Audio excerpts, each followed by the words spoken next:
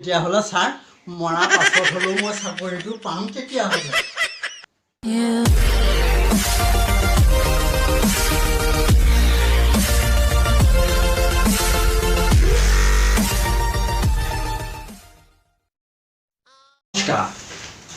হে দেৱসক আপোনালোকৰ মাজত লিখিব আৰু পঢ়িব নজনা নিবনুৱাসকলৰ মাজত ভৱিষ্যত চাকৰি এটা পোৱাৰ কাৰণে এই জয়দেৱে ভক্সেল কোম্পানী কাৰখানা এটা খোলা হৈছে। গতিকে ভক্সেল কোম্পানী অফিচত চাকৰি ইণ্টাৰভিউ চলি আছে।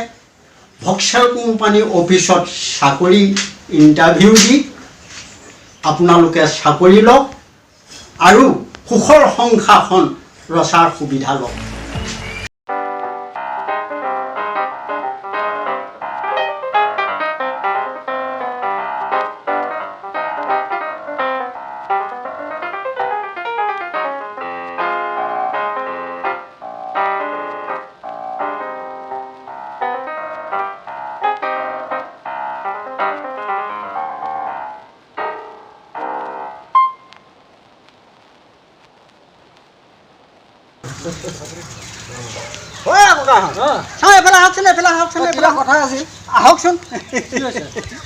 নমস্কাৰ নমস্কাৰ আপুনি কি মন কৰি আহিলে? হেৰি নহয়, এই ভক্সেল কোম্পানী অফিচটো কেনি আছে? এইফালে এইটো চাইডে অঁ এই ইণ্টাৰভিউ চলি আছে হেনো।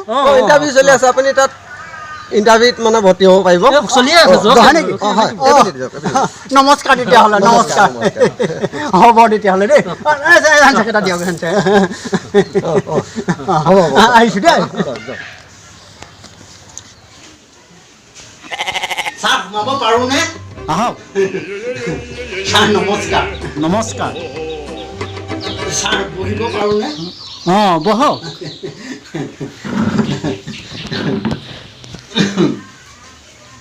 কচোন, শংকৰদেৱ কোন আছিল?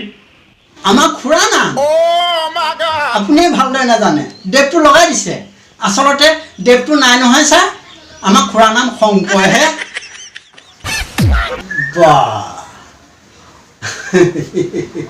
বাৰু হ'ব। আৰু এটা সুধিছোঁ, তেওঁ প্ৰথম শিষ্যজন কোন আছিল? ছাৰ পাৰিম। পিঠুৰ দেউতাক মাধৱ। ছাৰ, পিঠু মোৰ লগৰ লৈ আহে। ছাৰ সিহঁতৰ বহুত টকা পইচা হ'ল নহয় ছাৰ। গাড়ী ঘোঁৰা লৈ একেবাৰে ৰাজধানী হৈ গ'ল ছাৰ। বাহ, পাৰিছ তই কিন্তু মৰা পাছত হ'লেও চাকৰিটো পাবি দেই। ছাৰ তেতিয়াহ'লে চাকৰিটো পামনে ছাৰ? পাবি। বাৰু তোক আৰু এটা সুধিছোঁ, কচোন প্ৰহ্লাদৰ বাপেক কোন আছিল? ছাৰ প্ৰশ্ন সুধিলে, প্ৰহ্লাদ দেখোন মোৰ নিজৰ লগৰ একেবাৰে মানে এণ্টিমেন ফ্ৰেণ্ড। প্ৰহ্লাদৰ দেউতাকৰ নাম হ'ল সিদ্ধেশ্বৰ। সুন্দৰ পাৰিছ। বাৰু তোক আৰু এটা প্ৰশ্ন সুধোচোন, কচোন অসমৰ ৰাজধানী কি আছিল? প্ৰশ্ন সোধে আৰু দেই। অসমৰ ৰাজধানী মানে ৰাইজৰ ধ্বনি। ৰাইজে নখ জোকাৰিলে নৈ বয়, সেইটোৱে ৰাজধানী। পাৰিছ, সুন্দৰ পাৰিছ। তই কিন্তু চাকৰিটো পাবিয়ে দেই।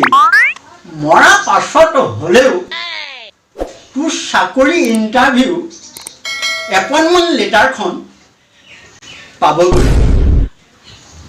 তেতিয়াহ'লে ছাৰ মৰা পাছত হ'লেও মই চাকৰিটো পাম তেতিয়াহ'লে। পাবি, চিন্তা নকৰিবি, পাবি।